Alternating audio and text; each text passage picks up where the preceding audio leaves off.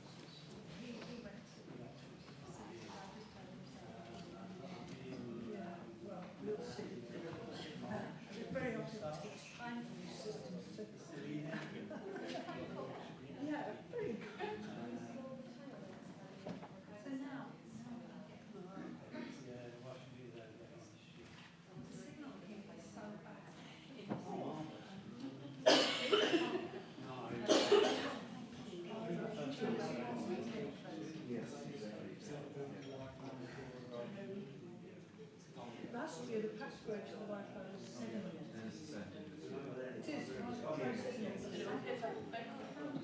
Good afternoon again, ladies and gentlemen. We're a little early, but I think we'll try and start again. If it affects any of you, apparently there has been an incident at London Bridge, a stabbing, and the station is closed and no trains are stopping. I don't know how long that's going to be on for or whether it will affect any of you or not. It affects me, but we'll see. Go to Blackfriars instead, or Farringdon. I can find my way around somehow, yeah.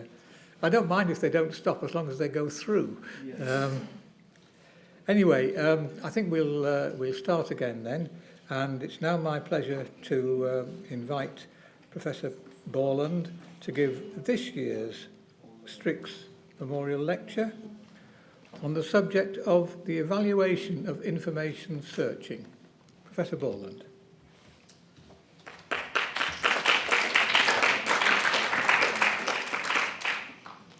Thank you very much for the introduction. But first and foremost, thank you for the award. I'm honored to receive the Tony Kent Strix 2018 Memorial Award.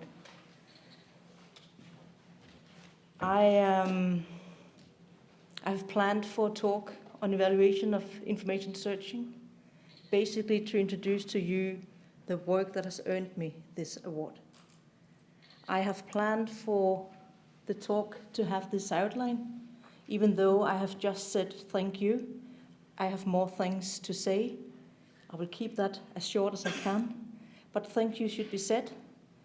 Hereafter, I will continue with the scope of interactive information retrieval and following up on that with the background, the classic tradition for system-oriented IR system evaluation and what led to the motivation for the development of the interactive IR evaluation model.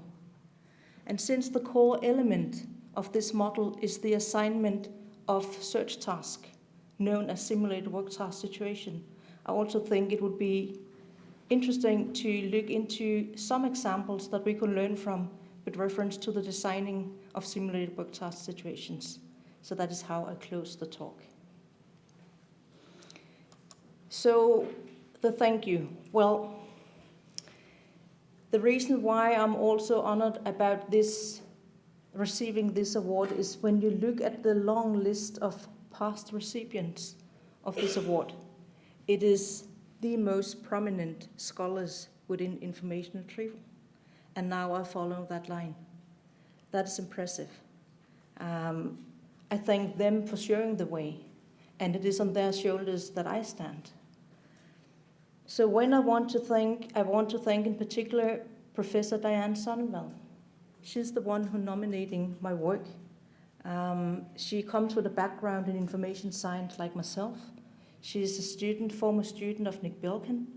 She has a strong focus on user studies, so she knows very well the quality of my work. So I thank her for the nomination. I thank the Strix judging panel for accepting the nomination by Diane. And I thank Andrew for accepting the award on my behalf last year.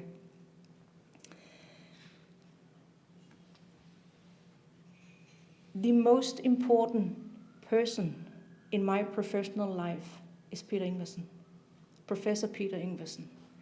It was under his supervision that I did the work. He has been an inspiration. He has been my mentor in many, many years.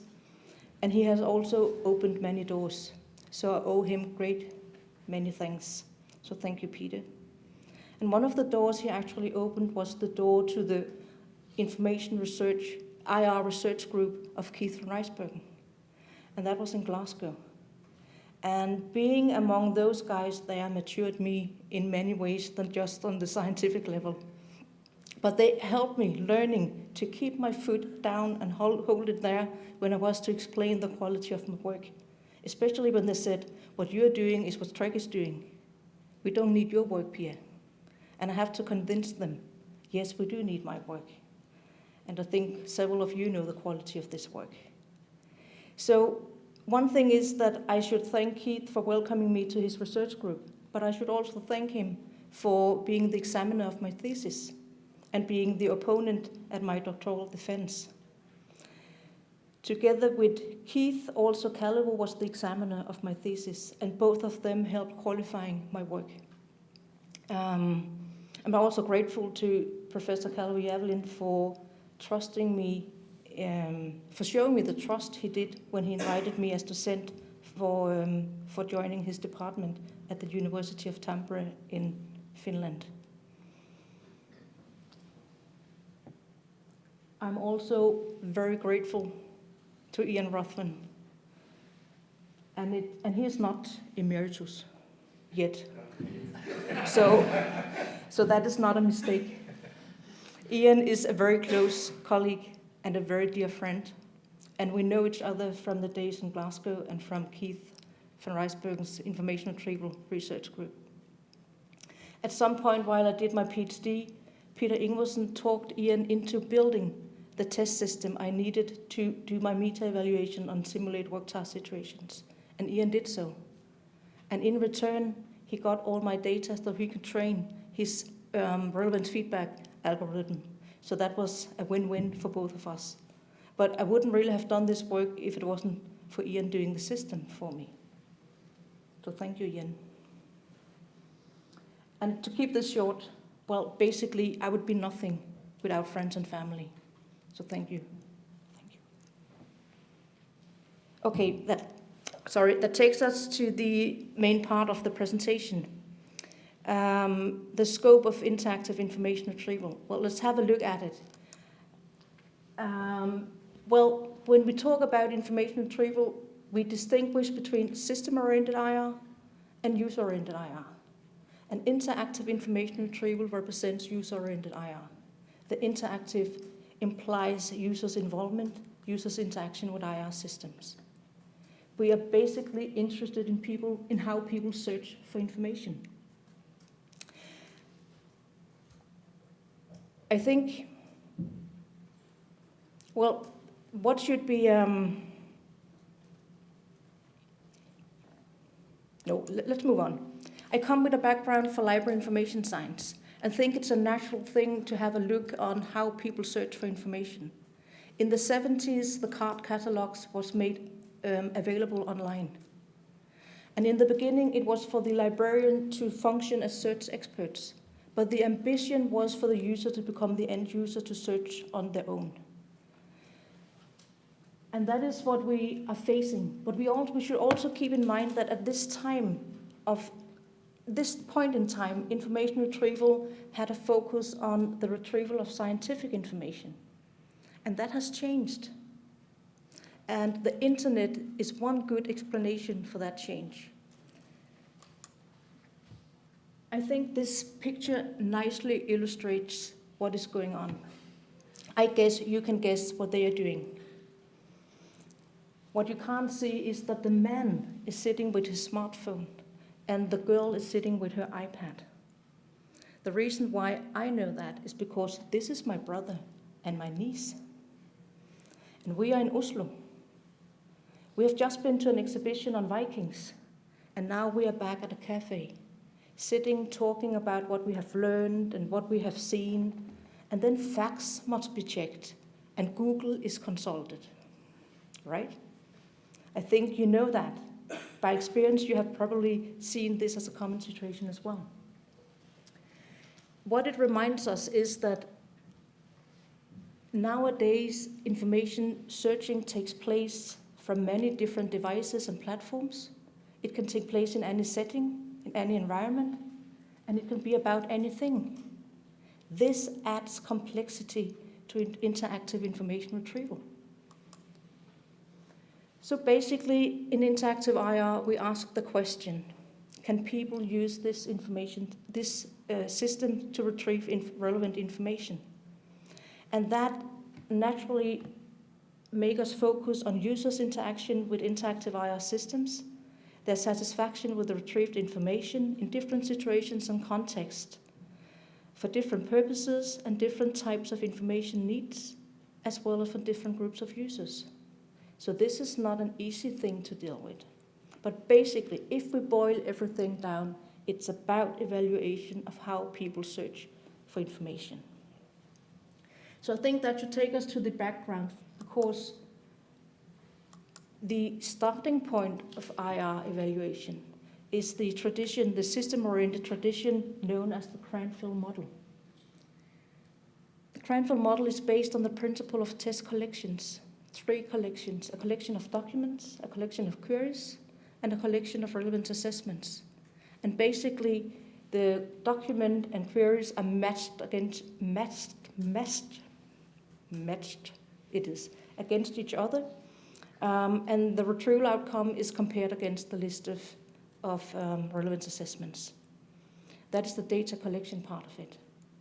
IR performance is measured as recall precision. That is the data analysis part of it. If we sum up, this type of testing can be characterized as a laboratory type of test. There's no user involved. Requests and queries are equal to information need. We're dealing with static information need and relevance. Relevance is considered objective since it's assessed prior to searching. But the beauty of this, the strength and the power, is the experimental control. So that is the main way of testing. But at this time, a movement is going on. A movement within the IR research community saying we need something else. We need something that is more realistic. It's known as the test dilemma.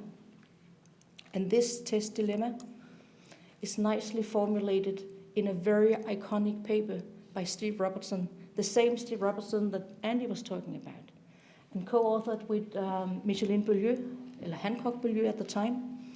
And they say, a conflict between laboratory and operational experiments is essentially a conflict between, on the one hand, control over experimental variables, observability, and repeatability, and on the other hand, realism. And it's the realism part that we are lacking in the Cranfield model.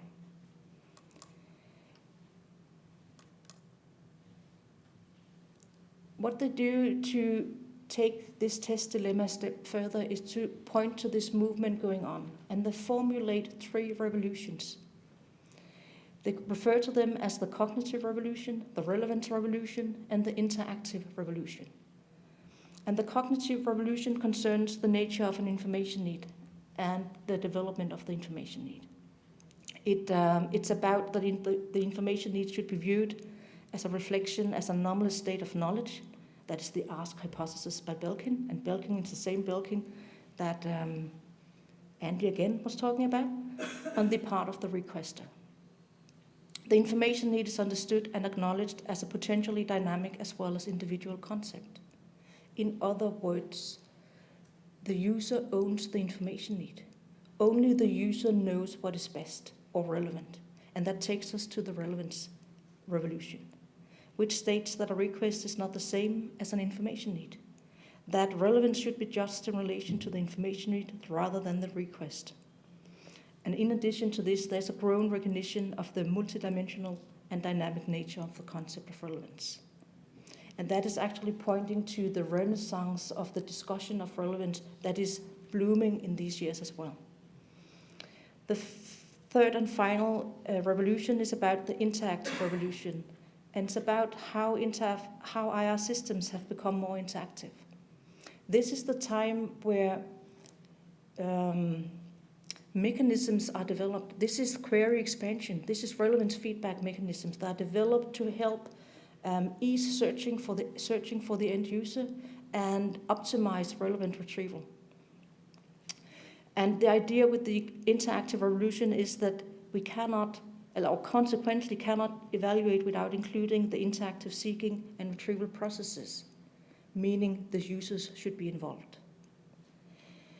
So what they are doing is that they are making a call for an alternative approach to the Cranfield, something that can implement realism, that can involve the users and still allow for comparison of search performance across users, which is not an easy task.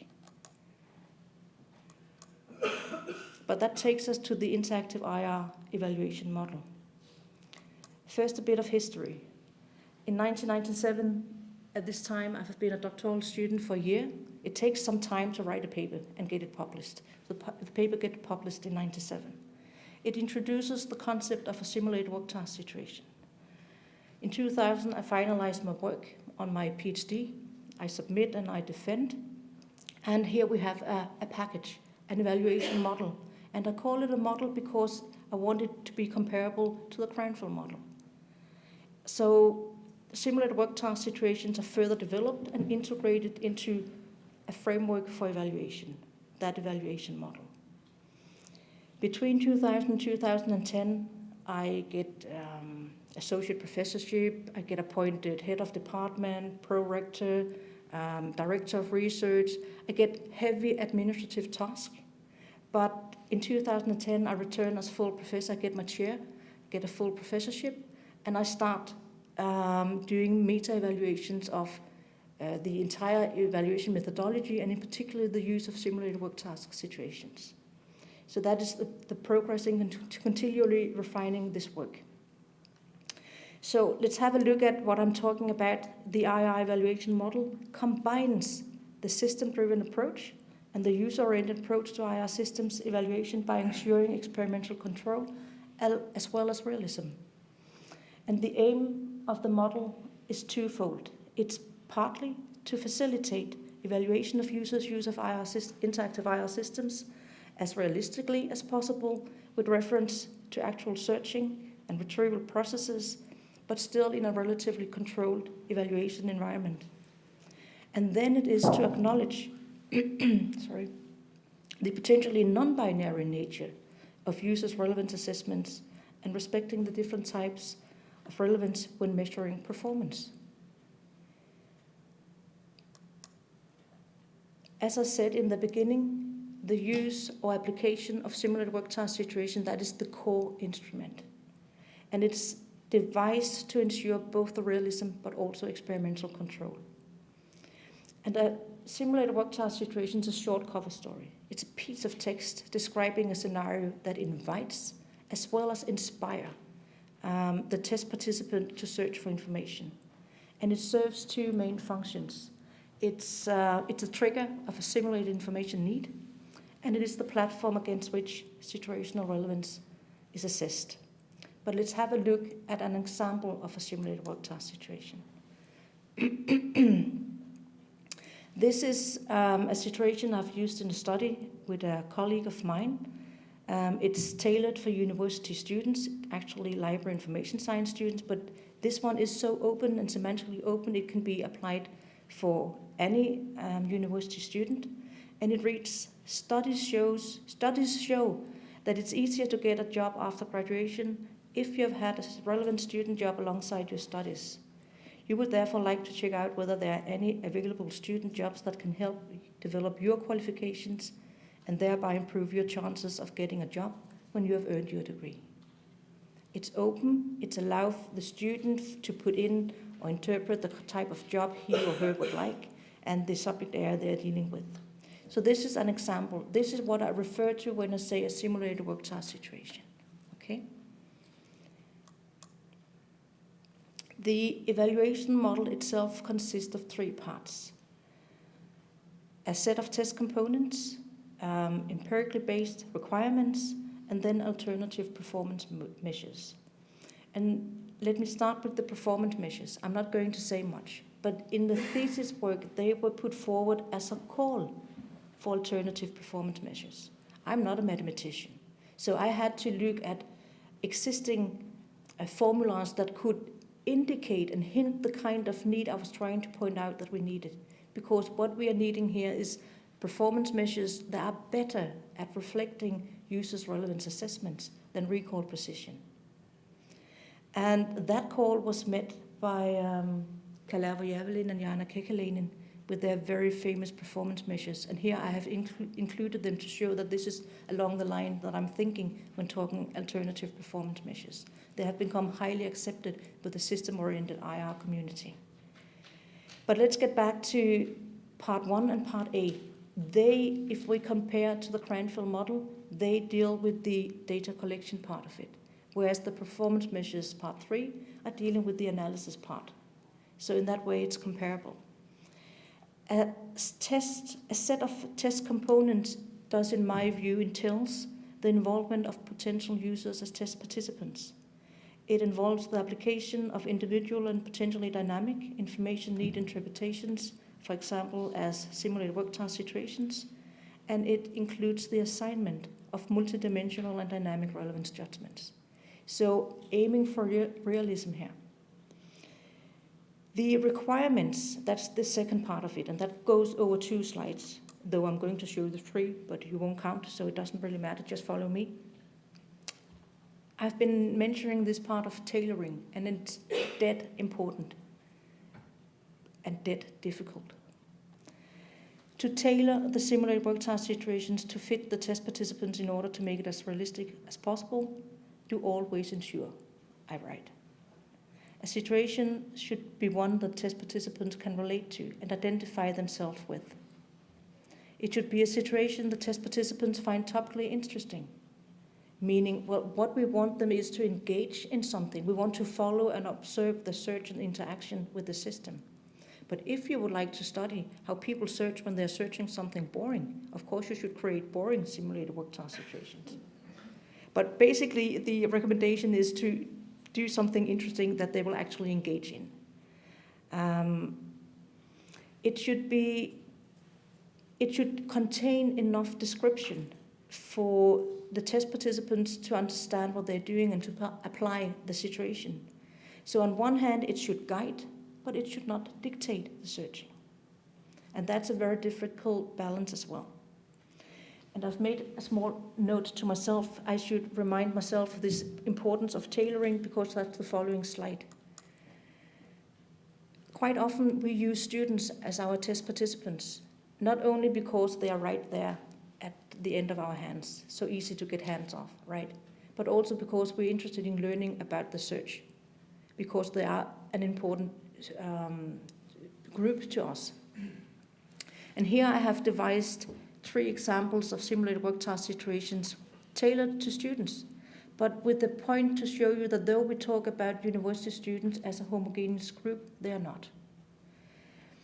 We have a case saying student job, one saying student discount, and another saying job after graduation. Let me start with the one student discount. It's about where to get student discount. This type of simulated work task situation on this topic appeals to students who have just started their studies.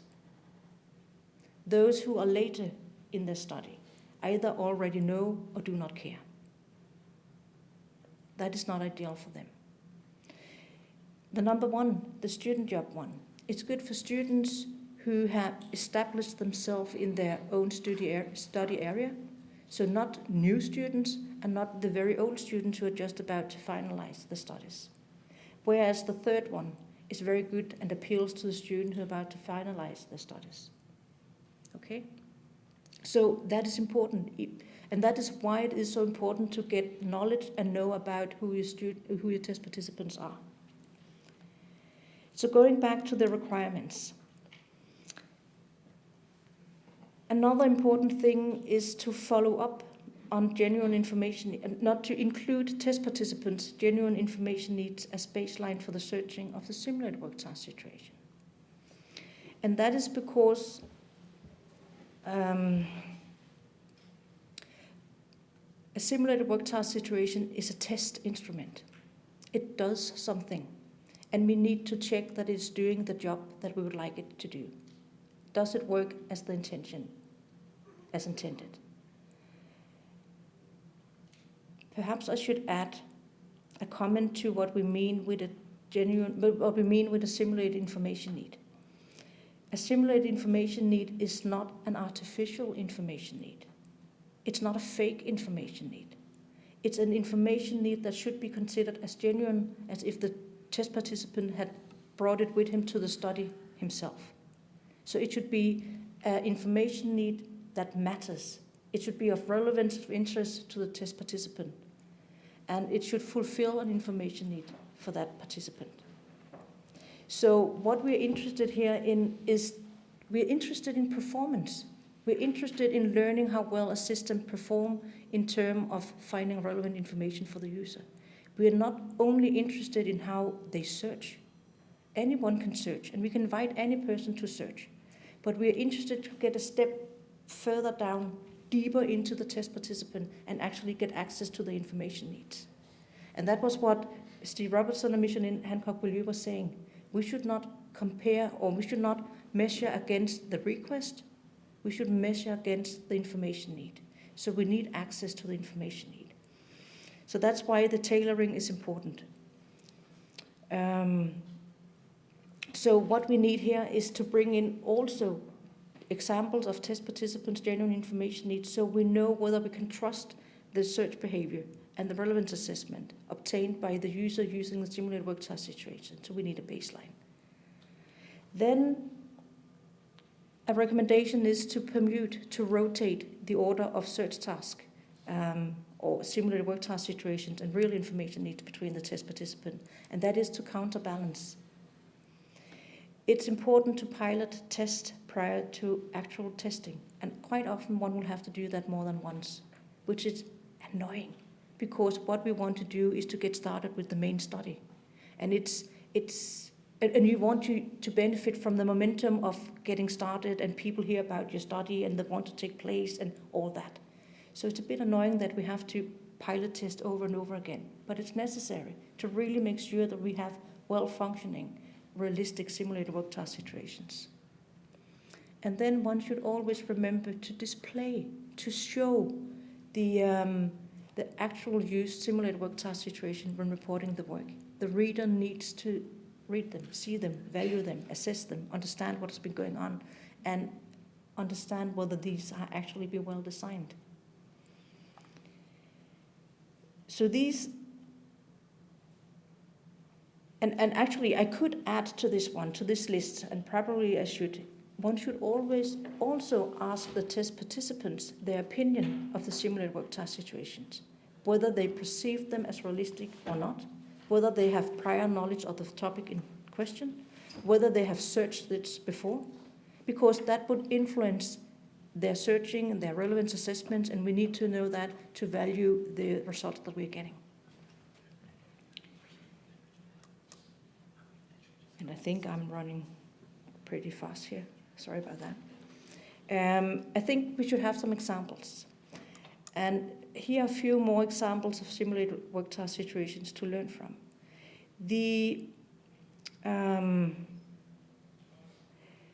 I'm not aiming at criticizing. I'm aiming at illustrating the difficulties in designing simulated work task situations.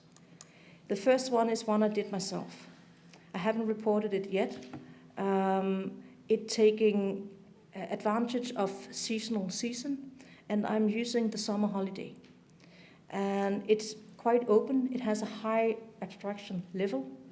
And it reads that soon it will be time for the summer holidays, and you may as well take the opportunity to look for things to do or places to go that suit your interest, time frame, and budget. So I'm not dictating anything apart from the theme here is looking for summer holiday activities. And I thought it was a good one, till I asked the test participants. And the test participants I had in the pilot study had all fitted very well. So I hadn't realized that this was a bad one. But I realized when I did the main study. Because in the main study I had students who had no influence on their summer holiday if they wanted one. Because if they wanted one, they had to join their parents and had no say in where they were going, right? And that is also the case with university students. So that was probably the young students and not the more mature students that I was dealing with at that time, or here. The next one is slightly different, but is still in the holiday mood. Oh, getting back. Yeah, now we're in Tuscany, Italy. You have to plan a 5-day vacation along the west coast of Italy. You want to find out what are the must-see sightseeing spots along the Italian west coast and learn about Italian wine and the best vineyards in Tuscany to visit on your trip. It sounds nice. And I think we would all like to go to Italy and be part of this trip. But this simulated work task situation has some built-in conditions that requires that the test participants are actually going on a trip, in my view, going on a trip to Italy, going to Tuscany, going with an interest in wines and sightseeing spots. Otherwise, it would be realistic to them. We could ask anyone to search for this and they will do it. But if you really want them to engage with this as part of an information need of relevance to them, it should be someone actually going. This is another one. Here, and all of these has been presented to library information science and computer science students. Here we have another one. It's students who are to be considered a member of a scientific group, and they will undertake an expedition to Antarctica. And as part of that, they have been asked to research prior explorations and the role of krill in Antarctica. And in my view, this is of course Australia the paper comes from. But in my view, it's very unlikely that any information science student is going to Antarctica, which would be a requirement, okay? I think it's a nice theme, and it's not like I wouldn't go myself, but having it as a study subject for interactive information retrieval, it's not that well fit for the test participants. And this is another study. And it's quite interesting because these are not tailored at all. First of all, I always recommend not to say imagine or suppose or anything like that, that kind of hint that this is something that we are playing. Because we are not playing. This is dead serious. But here, the test participants, which are all library information science students, they are to imagine that they are an emergency response officer in California. The study is taking place in North Carolina. They're to imagine they are a geography professor or even a history professor. Busy students they are. And the main point of this study is not really, they're interested in video clips. And they should have come up with some other cases that could illustrate what we're doing that would be of relevance to the test participants. And they might consider whether they should use students as the test participants for what they're doing here. The point is, it's difficult. One should make an effort. One should know the test participant. Who are they? What do they have in common? What could they benefit from? What do they share? And then generate and design simulated work task situations to fit that group. So we are ending the presentation. I thank you for your attention, and I'm most happy to take questions if you have any.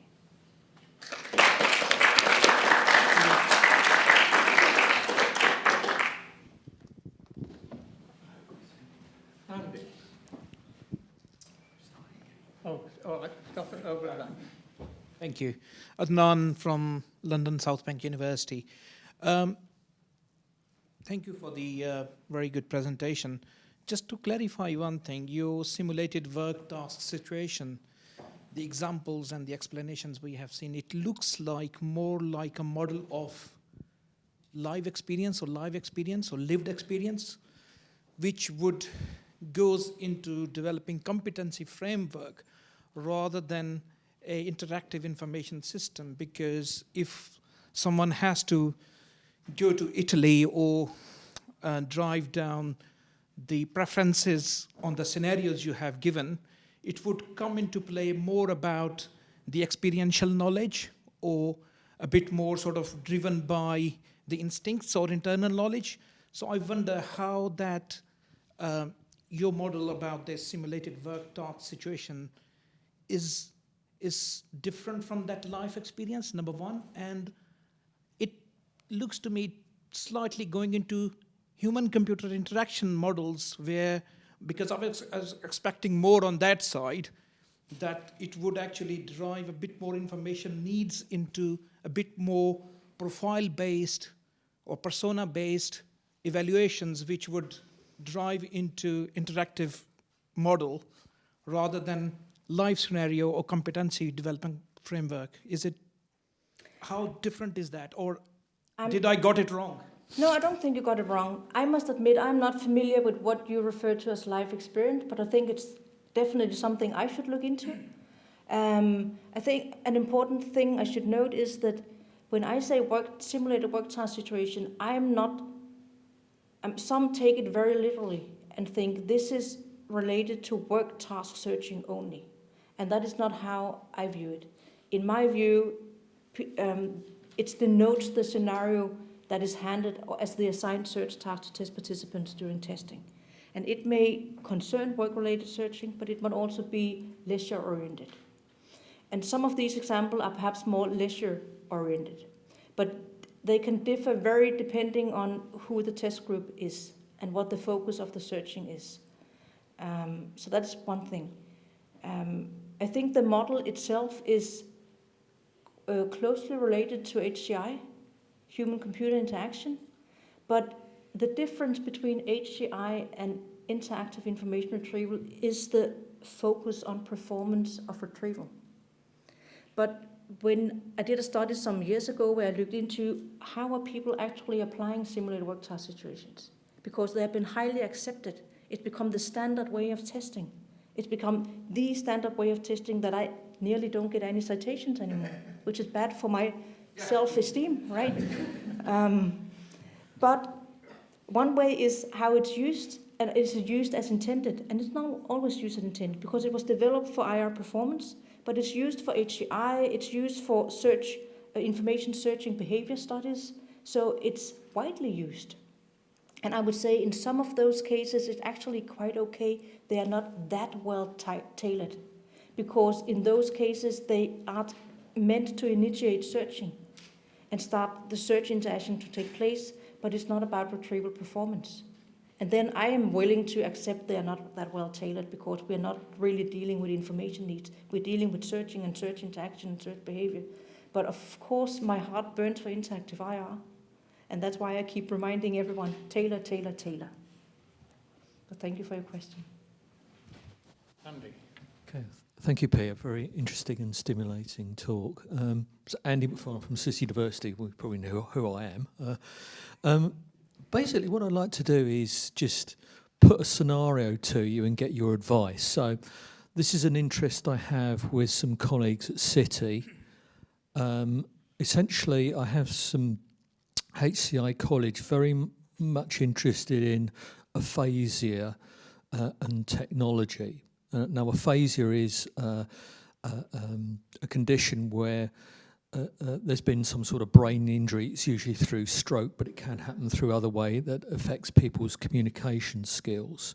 Now, I've been trying to work with them for a while in terms of looking at how that affects searching or information retrieval. And I'm sort of planning an exploratory study, and I've been thinking about how to do this. Now, one way to do it, and when I was thinking about, and this is been in the back of my mind, but you foregrounded it. So what I was thinking perhaps of doing is doing an initial investigation with people with aphasia and see what their information needs, build up a picture of that, and in doing so, trying to then build some simulated tasks that really fit their needs. Does that make sense to you? Would that be a reasonable thing to do, or would I have to tweak it in some way? What would I need to be careful of? That's a tough question to answer on the fly. I think I would need to see the experimental setup. I would like to see the research questions you would like to ask and answer. But I would be happy to help out. Okay, good. Thank you. You definitely get a citation, by the way. Thank you. That was worth it. Right, gentleman over there. Yeah, Ingo Vormals from the University of Bedfordshire. You showed us all these examples of previous studies and which did not follow the requirements, which I think are very, very good requirements that you were talking about. But what do we do with all these studies now? I mean, are these results invalid, or can we still get something from them? What's your opinion here? Yeah. Actually, I tried to bring in a positive attitude here and not really mentioning that, because I think that we have quite many badly designed studies where we can't really trust the results. And it means that we are biasing the knowledge base that we are generating. And when reporting former studies, we have a problem. But being on this mission, as I am, it's about saying, well, how do we improve? And we tailor. So, but I think what this is really about is when you read a study, you should really pay attention to how it has been conducted. What are the simulated work task situations like, and are they realistic or not? And are there a baseline so you can trust whether the results can be trusted? Often there's not. And that makes even more impact and emphasize the need for a well-designed simulated work task situation. So it is a challenge. Thank you. John? I should have introduced myself before. I'm John Tate. I'm self-employed. I've done quite a lot of different things, as some of you know, but I've worked in this subject for longer than I think everybody but Doug, actually. Thanks very much. In the room. Maybe Stella as well. But anyway, Pia, again, thank you very much for that. If you think you've got a problem with missing citations, think of poor Keith, who you've mentioned, who in many subjects, including HCI and computational linguistics, they take a number of measures of information retrieval and related task effectiveness as if they occurred naturally, when in fact Keith invented them. So I think this is the curse of the famous. It's like, you know, it's bad if your product's called Hoover and everybody calls everyone's vacuum cleaner Hoover. It's just worse to be anything else, you know. It's a sign of success. So perhaps it's evidence that you deserve the award. But to get on to a question, what you've been talking about is really related to something called ecological validity in psychology, Okay. Which is the extent to which experimental setups, which inevitably are to some extent a reflection of the real world rather than being the real world, the extent to which the experimental setups actually will produce results that allow you to make predictions about the real world, for example, which is usually what science is all about.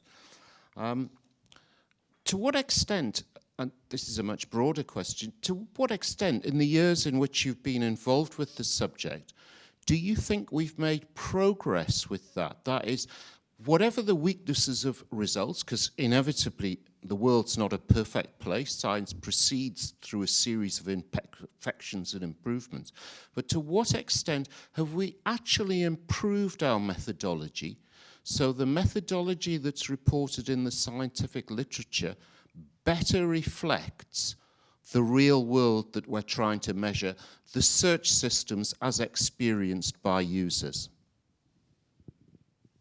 I actually think we are improving. I think that we see an increased interest in user studies. We see that the CHEER conference is able to produce a conference every year.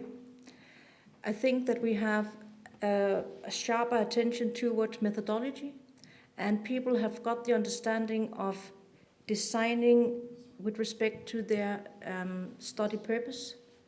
And it's not just headlessly doing what they think they should do, but actually try to understand the methods available and designing a study that will actually answer their research questions, with or without the use of simulated work task situation, depending on what they're looking at. But I think people are getting better at it. I think we have a research community that is maturing in that sense. And I think that's a good sign. Lady in the yellow. Thanks very much. And thank you, Pia, for the interesting talk. Really interested to see how you're evaluating now. I have two questions. Could you say a bit more about the pilot tests and how you had to tweak those in order to make an effective study? And also, as you guessed from my other question earlier, I'm interested in professional search. So I'm interested in why you chose these kind of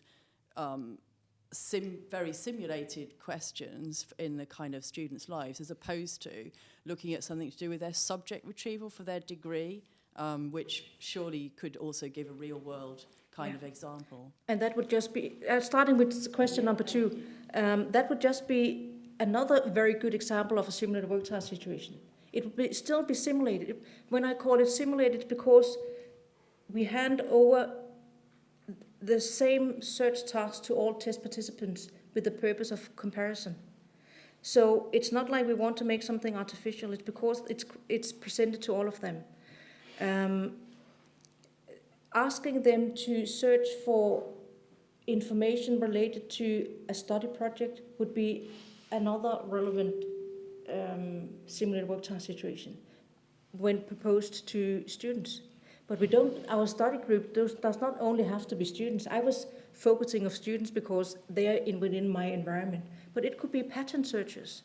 If I would like to study what sure, I get all that, but have you done studies on them, how they work towards their finding information for their degree? Yeah, because what you usually do is that when you conduct a study like this, you do not only present one simulated work task situation, you have several. And usually you would have 2, 3, 4 different, depending on who the user group is, and then including their own genuine information need as well. So one student at the time, or one test participant at the time, would one by one do their searches in a permuted order. So you have a range of searches, and it's that that search interaction and satisfaction you are comparing as well. If that answers question 2. Yes, yeah. As for question 1, pilot testing. When I do pilot test, I ask test participants to bring in genuine information needs of their own. And then because I get so much inspiration from seeing what are their interests. And every now and then there will pop up a very good example of what could be one that would cover the entire group and that I could learn from. And then I test the simulated work task situation that I have designed for this particular study and ask their opinions of them and their viewpoint of them and strengths and weaknesses of them. So that would be part of the pilot testing. In addition to you pilot test how long the search, the most typical questions asked, whether the system breaks down or not, whether all the data that you need for answering your search question is actually gathered, all the typical things that you do when you pilot test. But in particular, you have a strong focus on the design of simulated work task situations as well when pilot testing. And pilot test is the small test you do prior to the actual main study. Okay, thanks very much. I guess a third question, but do go on to others before you answer it. I mean, because you've shown us how you put the test together, but could you say anything about how you evaluate the tests and what you can derive from the results? From a main study or from the pilot? Or from the main study? It really depends on the research questions. Answer the other questions first if you want, but I just think it would be interesting to know. I mean, great to see how you put the test together, but then how do you analyse results and what does it tell you? Yeah. Thank you. Thank you. David? Okay, well, thank you very much for a very cogent analysis of the way in which you look at search queries and so on. And I just sort of wondered about how much mileage there would be in generalizing them, so that, for instance, looking at a holiday in Tuscany focused on wine, that if that was made more general, just about holidays in general, how that would affect that. Is that too wide, and would that make it difficult for you then to evaluate the effectiveness of the search queries? No, the idea is that the simulated work task situation function as a platform for interpretation. And it's the same platform against which you also assess situational relevance. And you allow for that individual interpretation as in real life. So transforming the Tuscany case into a more open, higher leveled task would be ideal. And then, of course, making sure it's actually people who are going on holiday and not like my students who would just join the parents. Thank you. Stella's next. Hello, Pia, and thanks again. Now, I'm just tempted to put in a word for those researchers who you were not criticising, but actually you criticised them a little bit. And thinking about the question about, well, they've done all this work, do their results have any validity, or do they not have any validity? Sorry, it's going to take me a little time to put this question, but you very effectively showed us it's quite difficult to come up with a good simulated work question that is valid enough. I'd like to shift the scenario to a user group who possibly don't exist anymore, but certainly at the time that I did my studies in information science, a very common thing that you were there studying for and that you were preparing to do was to answer questions on behalf of somebody else. Mm-hmm. So if what you are training to be is a professional who is good at handling information queries, then those questions that were about imagine that you're going to do this or imagine you're going to do that, those could be very real situations that you face up that you want to get good at doing. And so you actually are motivated, hopefully, to help the user who comes to you with any question at all about anything. I don't know if people exist anymore who are in that intermediary role, but if there were, I suggest that the results that were gained from those experiments would have validity for that situation. They would, definitely. Yeah, and then you would create simulated work task situation to mirror that. Yeah. So you would, and that would fit your research question. Yeah. So that would not be a problem. So think of the simulated work task situation as the instrument, the device that guides the searching, from which that allows you to compare for only that task across the users. You cannot compare all the different simulated work task situations across all users. You can only do it on the task level for all those users for the same task. But that is so much better than what we had before that, when everybody brought in their own information need, own personal individual information need that didn't allow for comparison. Mm. So in that way, we have an improvement here. Mm.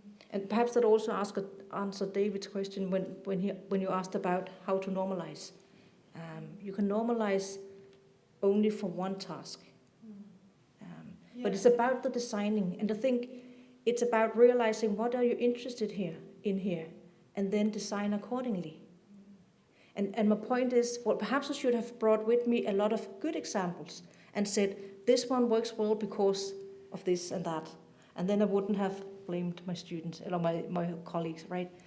I didn't mean to criticize. I meant to show how some simulated work task situations unintentionally have built-in conditions that work against what they are trying to do. Yeah, it struck me that the biggest challenge maybe in proceeding with this is finding user groups that have homogeneity. It's convenient with students because they're there, you assemble them, and you're handy to where the researcher is, and you could do that, and you can explore. But if you were to get random questions on anything, assembling a user group across which you could test that scenario. But I would argue it's always possible to find something in common for any group. It's about getting to know that particular group, and that is the effort people are not making. Yeah. Sorry. Almost emeritus Dean Rotherham from the University of Strathclyde. Thank you, Pia. Thank you, Pia, both for the elegant presentation, but also for the really significant intellectual contribution from this work. I mean, it's hard to underestimate how much impact this has had on how we evaluate interactive retrieval systems. My question follows on from John's important question, because I think, one of the important early findings from your work was that realistic tasks lead to realistic search behavior, and therefore better evaluations of how systems will perform in real usage. And I think that was very important. And realism in these situations is about the kind of structure of the tasks and the topic, so interesting topics to the people taking part in this test. Can we add in other elements to the task situation that might be important? For example, some tasks have a higher penalty if we get a bad answer, or have to be done within a certain time frame, or there's other things that maybe affect what makes a task real. Yeah. If we add those in as a value, and do they help us better estimate the performance of systems? The recent studies I've done have been looking into how do we design better simulated work task situations? What are the criteria that it takes to have some good ones? Seasonal aspects is one of them. And I showed the one with the summer holiday. It works well, not to those students, as you know, but it works only well if it's presented prior to the summer holiday. You should not use that simulated work task situation close to Christmas, right? But you could use Christmas as an event, just making sure that for religious reasons there are not some problems with your test participants. But seasonal aspects would be one criteria. Relevance criteria is another aspect that you could implement into simulated work task situations that could help you to get the user's attention and focus on them. So yes, it's possible, and more work is needed because I see how people struggle. And another reason why I see people struggle is that they mirror what I do. The problem is I do meta-evaluations. I do evaluations of evaluations, and I'm testing bad and good examples. So when people mirror my bad examples, that is not good. Because I'm to learn from this. And that's the main study object of my studies. I do ordinary interactive IR studies as well, but it's actually relatively few. But I know the methodology and I know how to get around it. But my main focus and interest is on further developing and refining the methodology. And yes, it should be done, and there's more work to do. Thank you. Thank you. I have what's probably a very naive question. You mentioned at the beginning the statement by Robertson and Bewley about the problem between control and realism. Yeah. Now, when I first got into this area and I started to think about the variables that might affect retrieval performance, there were variables associated with the user, like their level of expertise and whatever. There were variables associated with the discipline. Was it chemistry? Was it medicine? Was it health? Or was it history or whatever? There were variables associated with this, that, and the other. And in no time at all, I came up with well over 100 variables. Mm-hmm. And two areas of that that might affect retrieval performance were to do with the search system you were using on the database or databases, you were applying those to. Yeah. You said nothing about that. No. Did you have any control over No. those? No. No. All those variables are still there. So when I said we are adding complexity, I was just building on that when saying different user groups, different platforms and devices, different contexts and settings, different purposes, different information needs, and then we could add the systems. Quite a lot of information searching is internet, Google searching kind of studies. But we do also have the more work task related specific search systems. That could be patent searching, it could be financial systems, it could be a recent study is done at Maersk, Maersk shipping. So obviously that's shipping and oil and stuff like that, and they have a very in-house system. And yes, that all adds. But I think that in IR we have learned to consider every study a piece to the complete picture of what is going on. And we try to learn from that. But it requires that every study is conducted in a reliable way. So it was not a naive question, and thank you. Oh, yeah. Thank you for a very interesting talk. My name is Anna Gildini from the University of Roehampton. I found what you said about phrasing the tasks particularly interesting, and I'd like to follow up on that. I was wondering if you had the opportunity to present the same task to two groups of students, one of them with the introductory words, building the setting, imagine, blah, blah, blah, and one without. And if you could say a few words about the differences in the information behavior in that case? I have done a study on. I've done a study that compares summer holiday, my task with summer holiday, and people having the more Tuscany kind of study. And that is actually to see whether the tailoring makes any difference. Because I keep claiming that tailoring is important. But if it makes no difference to the overall search behavior, why bother? The way we measure, usually, we measure how search interaction takes place is by looking at how they formulate, how many terms they use to formulate a query, how much interaction that takes place,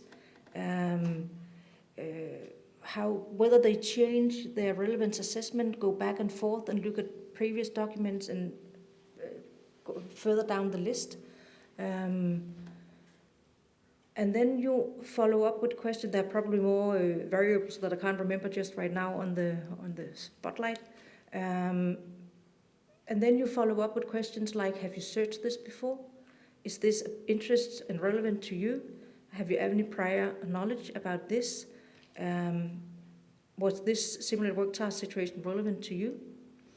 And in fact, most test participants liked the Tuscany one, which didn't really serve my purpose, right? But they liked it because it was easier. It guided them just what to search for, and they didn't really have to think themselves. And they could easily assess the documents and browse through the result pages and see Tuscany vineyards, and stuff like that. But that's not really, and that tells me that tailoring is important, and that we need to have a semantically open simulated work task situation that allows the user to interpret and interact with that situation. Because what we're interested in is their genuine information searching and satisfaction with information needs. Did it answer your question? Thank you.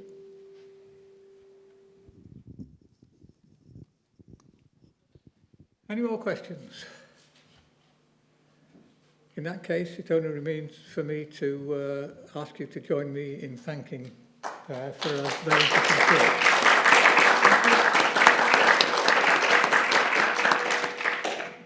And thank you all for your attendance and your attention. I wish you all a safe and successful journey home, and we hope to see you next year. Thank you. Thank you.